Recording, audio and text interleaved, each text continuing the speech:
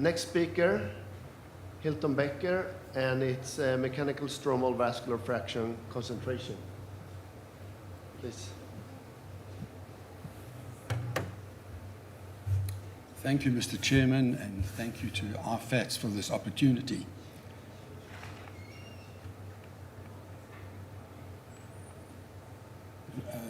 These are my disclosures.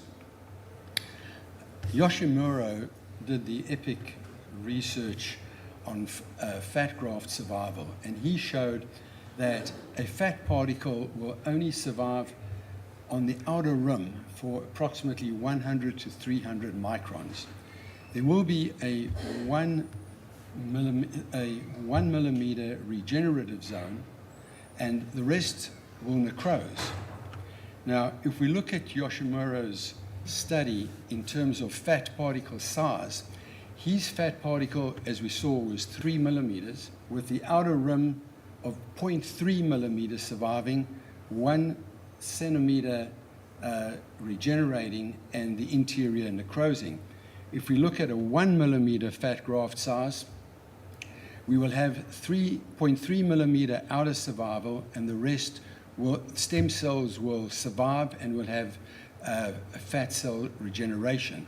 But if you want total survival, the fat particle should be approximately 0.6 millimeters. That's 3 millimeters and 3 millimeters.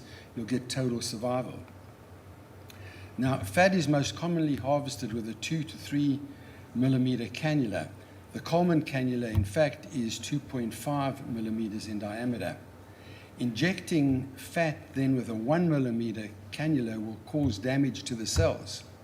So for optimum cell survival, you either want to harvest with a 1 millimeter cannula or reduce the size of the harvested fat.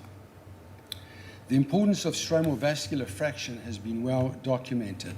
Larger diameter cannulas will harvest more stromal vascular. It's also been shown that surgically excised fat, sharply excised, will have better survival. And we did a study looking at the difference between a 1 millimeter and a 5 millimeter harvesting cannula. We harvested the fat, extracted all the oil, and then measured the volume in a 1 cc syringe. And we found that the 5 millimeter cannula harvested double the amount of stromal vascular fraction. So for greater fat graft survival, you need to harvest with a 4 millimeter cannula, but for better fat cell survival, you need a fat graft size less than 1 millimeter. So how do you harvest fat with a 4 millimeter cannula with sharp excision and then inject with a 0.5 or 1 millimeter cannula? So what I do is I have this 4 millimeter cutting cannula, the edges are sharp. I harvest the fat, and then I collect it either in a disposable cannula or a reusable cannula. And initially, I inserted a blade at the entrance into the canister, or I use this lipo blade that I attach in the tubing. So this will cut the 4 millimeter fat particles down to 2 millimeters. To get from 2 millimeters to 1 millimeter, I use this device that I'm describing called the Micronizer. And basically, this is a lure-to-lure connector having a double-sided sharp blade housed within it. So now you can harvest you can take your 2 millimeter fat particles, pass it through the Micronizer, and you'll now get 1 millimeter particles, which are the optimum size for fat graft survival.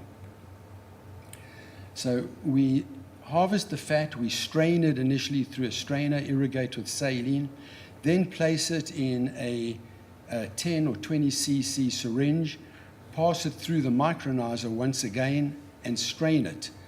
And if you look at the fluid that goes through the strainer, you'll notice that oil has been released.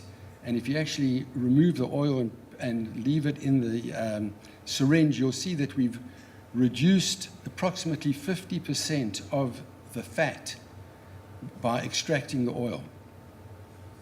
So we can then transfer this fat to a 1 cc syringe and then inject with a 1 millimeter cannula.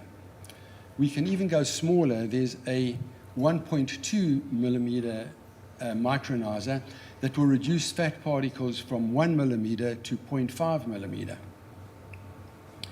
And we strain it once again, and this fat can be injected with a 22 gauge cannula. Now, the fluid that goes through the strainer, as we heard from our previous speaker, is valuable. You should not discard that. There are lots of good factors in that fluid.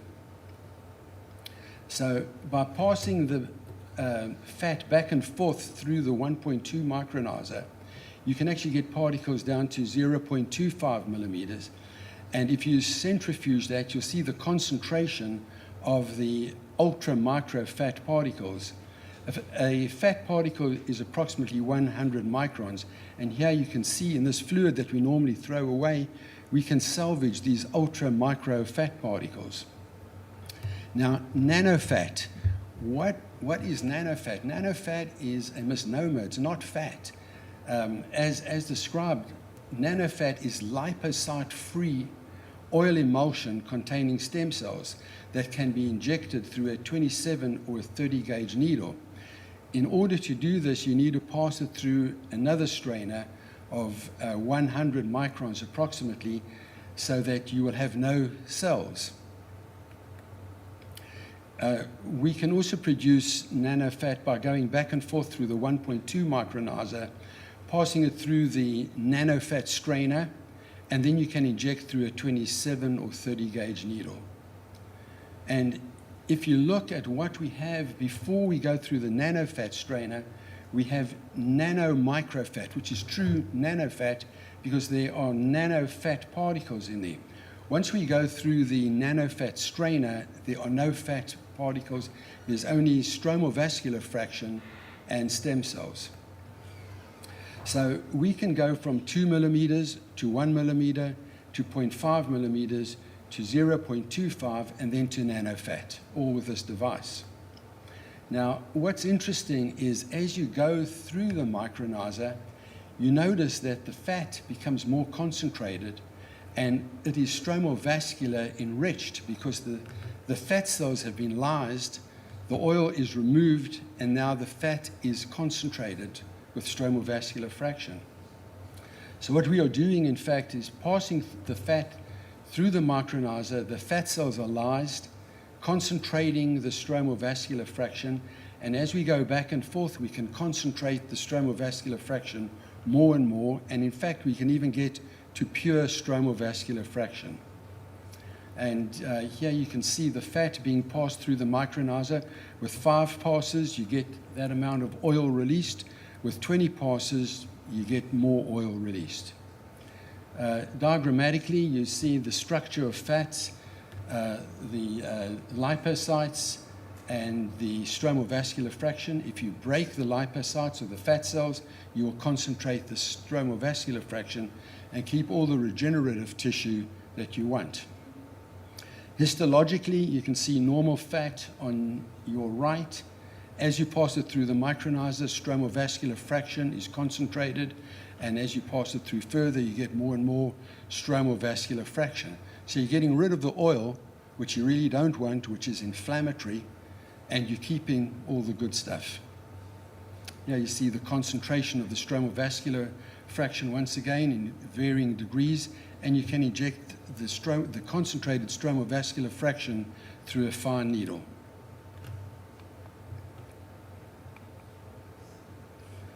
And with this, we can do multi-layered fat grafting. And as Ricardo showed, the space just beneath the epidermis, you can get in there with this very, very fine fat, and you can, in fact, inject into the dermis itself. Here you see an intradermal fat injection, deep fat injection as well.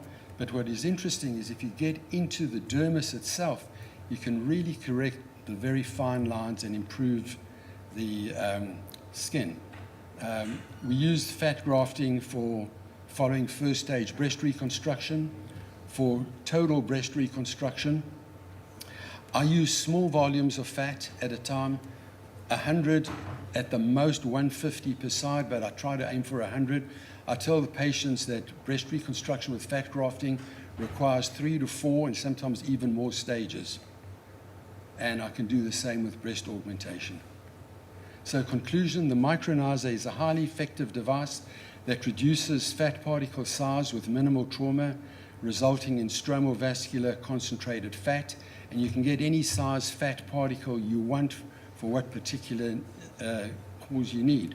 It is cost effective, it's easy to use, and one device can simply produce all required particle size, optimal fat graft size 1 millimeter, microfat 0.5, ultra microfat 0.25, true nanofat, which is the nanofat with a singular or very small fat particles, and lipocyte nanofat.